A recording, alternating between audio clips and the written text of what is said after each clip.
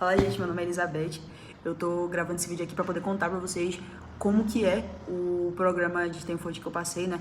No último vídeo que eu postei sobre o assunto, Summer Courses, esse negócio aí de estudar fora do Brasil, carreira e não sei o que, não sei o que lá. Eu comentei que eu faria um vídeo mais robusto, assim, sobre informações do programa em si. Então, é o seguinte, eu não vou só chegar aqui e, sei lá, ler o syllabus pra vocês, né? O syllabus, sei lá como é que fala de verdade. Que é o que o programa ele tem separado. E tem, eu acho que isso aí até é aberto ao público, inclusive, se você quiser entrar no site, você vai lá em Stanford, você vai High School Opportunities, que é tipo oportunidades do ensino médio, e daí você pesquisa lá, uma das opções vai ser o SPINWIP, Stanford Physics SPI for Inspiring the Next Generation of Women, é alguma coisa assim, né? Enfim. E, perdão pela interrupção, basicamente a gente utiliza três plataformas principais, que é o Slack, que é como se fosse um Discord, né? Sinceramente, é igual ao Discord, de verdade. Assim, muito semelhante. Mas eu acho que, sei lá, eu achei mais bonito, sinceramente. A interface dele eu achei muito mais uau e bonitinha, sabe? Um negócio meio rosa, roxo e tal. E então esse daí é como a gente se comunica com as nossas conselheiras e com qualquer pessoa do staff. A gente também consegue conversar com os outros participantes. E é onde também elas enviam os links para as chamadas. Porque a segunda ferramenta que a gente usa muito, o segundo aplicativo, plataforma, sei lá como você quer chamar, é o Zoom. Então, todas as nossas aulas elas são gravadas, né? E você pode ver elas depois. Mas as aulas elas são alocadas ao vivo no Zoom. E, por exemplo, quando é uma aula com a sua counselor, porque é o seguinte, são, não sei quantas meninas são, eu acho que chega a ser uns 58 garotas. Deixa eu abrir aqui o meu Slack, porque todas as meninas estão no programa. Ó, deixa eu chegar aqui. Agentes. Ih, rapaz. La la la la la la la la la la la la la la la la la la samnamna waka waka samnamna tangleva now samnamna waka waka Ih, rapaz. Ei, eu tava sabendo mexer disso daqui até um dia desses, quando eu tava procurando uma menina lá do meu grupo pra poder fazer uma pergunta sobre o negócio, mas enfim. Não lembro quantas meninas são exatamente no total. Eu sei que a gente é dividida por grupos, cada grupo é associado a uma conselheira. Essa conselheira é uma pessoa que trabalha em Stanford, então pode ser uma pesquisadora, uma estudante de PhD, no meu caso é os dois, né? Uma estudante de PhD, o nome dela é Rose Knight. E, tipo, ótimas explicações, ótimo acompanhamento, entendeu? Dá pra ver que isso daí é um projeto que elas têm muito carinho com. Tanto que tem é o seguinte, a gente tem no currículo tem várias coisas relacionadas a exatas, né? Principalmente física relacionada com astrofísica, o que acaba englobando também assuntos como cosmologia, matéria negra, matéria escura, né? Sei lá como é que você chama, energia escura, que é o Dark Matter, Dark Energy. A gente também tem assuntos de programação, então, pelo menos nessa primeira semana, todas as aulas que nós tivemos, aulas mesmo condensadas, foram aulas de Python. Então, a gente aprendeu, começou desde o iniciozinho, o que certas palavras significavam, como você faz comentários. Eu tô inclusive anotando tudo desse caderninho aqui que eu ganhei no evento da INSPER, que eu fui, né? A INSPER veio fazer uma apresentação da universidade aqui em Fortaleza. Eu fui e ganhei esse caderninho com uma caneta touch também, foi muito legal a experiência. Mas enfim, ó, a gente aprendeu depois a designar variáveis, aí a gente passou umas tarefas ali em booleans, depois foi passando para lista, a aula de ontem foi funções.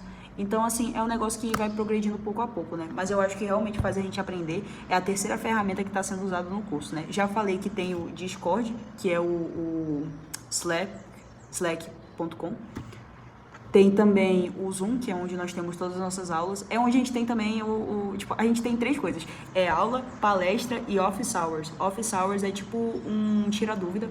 Então você pode ir, tipo, tem uma professora que ela separa 2 horas do dia dela, e daí você chega lá e fala, e só tira suas dúvidas e tá tudo bem, sabe? Mas eu, particularmente, prefiro mandar mensagem pra minha conselheira, ou então perguntar nas calls de grupos separadinhos que a gente tem com as nossas próprias conselheiras. Por exemplo, eu tava tendo um problema hoje que eu tinha que... Era basicamente isso, a gente tava trabalhando com um projeto, e aí eu tinha que determinar se... Eu tinha que criar um código que pudesse determinar números perfeitos. E o que era um número perfeito? O número perfeito era um número em que os divisores menores que ele, ou seja, não incluía ele, ao serem somados, igualava esse número. Então, por exemplo, 6. Os divisores de 6 é 1, 2 e 3. 1 mais 2 mais 3, 6. Entendeu? Então, eu tinha que fazer isso, e aí eu tava tendo problema para poder criar uma lista só com os divisores de 6. E aí eu tive uma ideia, só que eu não tava conseguindo... Tipo, eu montei meu código tudo certinho, porque a premissa é até que simples. Só que eu não tava entendendo o que tava dando de errado. E eu lia e relia, e eu olhava assim. Aí a professora chegou lá e falou assim, não, tá tudo certo aqui com vocês, todo mundo terminou, alguém tá precisando de ajuda, né? Porque é o seguinte, a gente tem todo mundo, que é quem vê a aula principal. Aí depois, tipo, digamos que são 58 pessoas. A gente é dividido em grupos de 16. Aí cada 16 fica com uma conselheira. Aí essa conselheira vai lá e pra gente fazer os problemas de discussão, que são os problemas que são passados na aula, ela divide a gente em grupos de 4, sabe? Então, ela chega lá e eu falo assim e tal, e ela praticamente pega na minha mão, mano. A gente tem ali algumas barreiras linguísticas, porque são meninas do mundo inteiro. Tipo, eu conheço meninas da Argentina, do Reino Unido, a maioria dos Estados Unidos, não vou mentir, né? Mas você queria o quê de um programa de lá?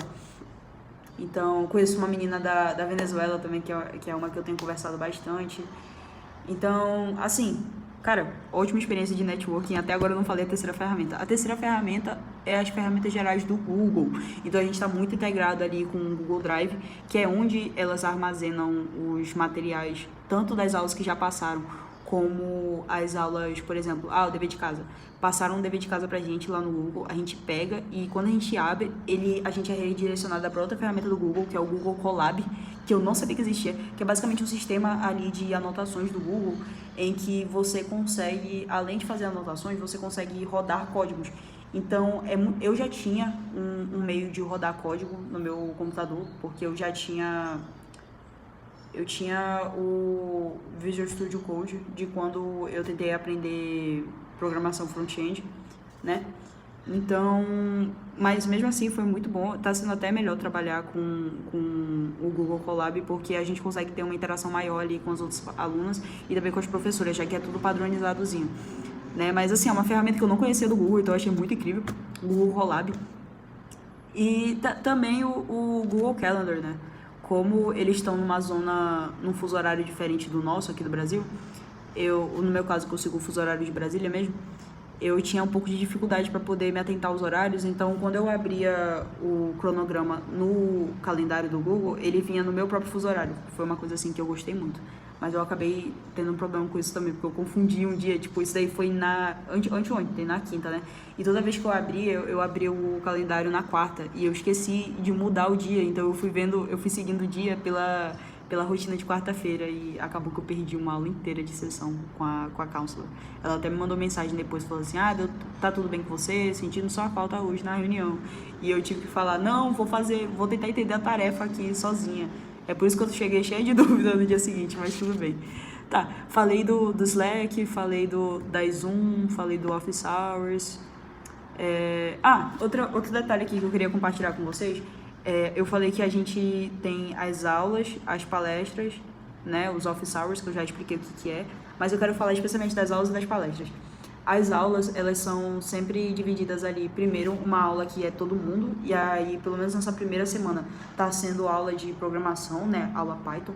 Pelo que eu entendi, semana que vem já vai ser um currículo voltado mais para física, porque eu acho que o objetivo do programa é a gente pegar várias faces ali de como a astrofísica e como a física no geral trabalha com programação, visto que todas as nossas conselheiras e nossas professoras e até os membros do staff, eles são tudo do departamento de física, então é muito óbvio. Gente, tá no nome do programa, não tem como não focar nisso.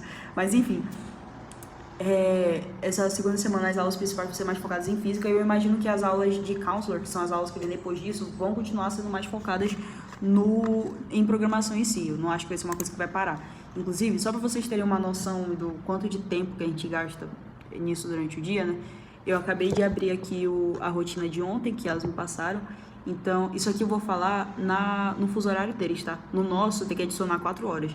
Então, das 9 até as 10h15 tem aula de função, das 10h30 até meio-dia mais uma aula, e aí do meio-dia e 15 até 1 hora é uma palestra. Então, aqui foram umas 3 horas ali só de aula.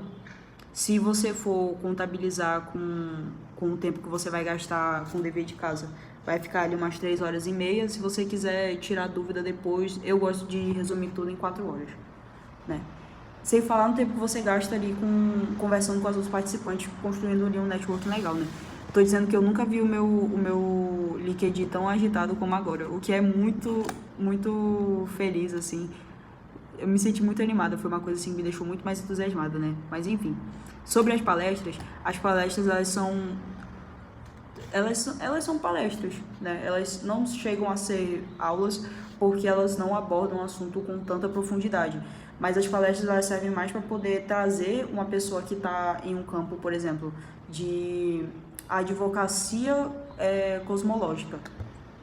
Me fala, quantas pessoas você conhece que já ouviram falar dessa profissão? Não existe, filho, não existe.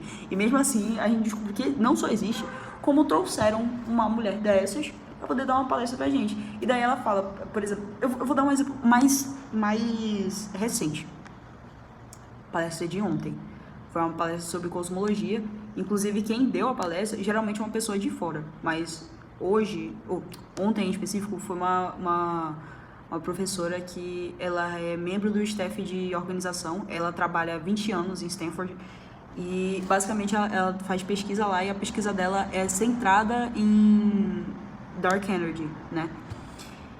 E aí basicamente ela começou falando sobre